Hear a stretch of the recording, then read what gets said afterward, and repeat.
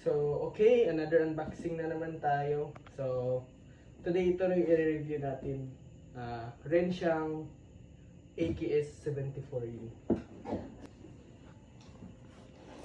See? Sobrang ganda. Box pa lang. Oh. Ito yung full design pag na-assemble to ang AKS 74U. So, unboxing tayo with Yassi. Hello, Yassi. Say hello to camera, yes. Inside sa box, meron tayo nitong manual, itong buttstock niya. Sunny? Ito itong buttstock. Magazine. Nylon. Battery. Steel blaster. Accessories. At last is itong AKS unit. Yan. Appreciate mo natin yung effort sa box. So, sumuni.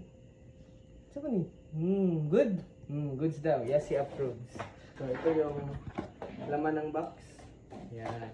Medyo mabigat siya. Kasi madami siyang metal parts. So, ito metal to. Ito metal parts. Ito metal din to. Ito nylon. Ito metal. So, metal. Ito metal din. Metal to. Tapos ito din. Metal to. So, threaded to. Pwede siyang tanggalin. Yan. Solid to. So, pwede yung lagyan ng half-up. Tapos, eye protector lang. Large capacity lithium battery. Goods yapon? Goods.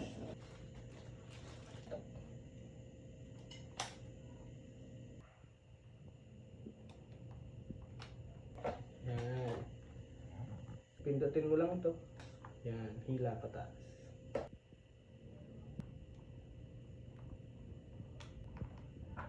Ito yung battery.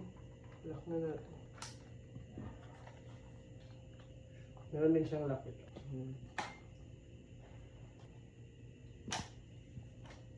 Yan. Tas, isa pa sa feature nito na maganda. May dalawang safe siya. Kahit naka-attach na yung battery, so nakita nyo na-attach na yung battery. Kahit ilagay natin dito sa auto, di yan babaril. Yan.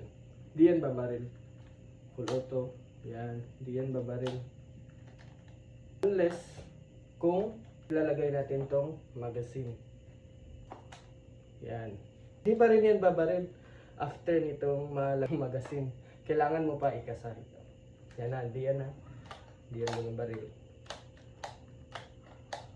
So, kasa natin. Tsaka pa yan babaril.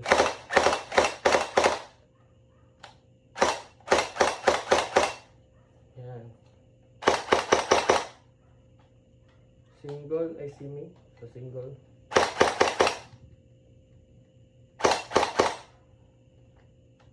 Full auto.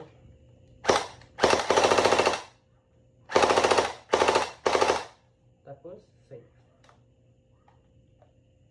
Tanggal natin. Saksak natin yung magazine. Kasa. Nice. Yun lang.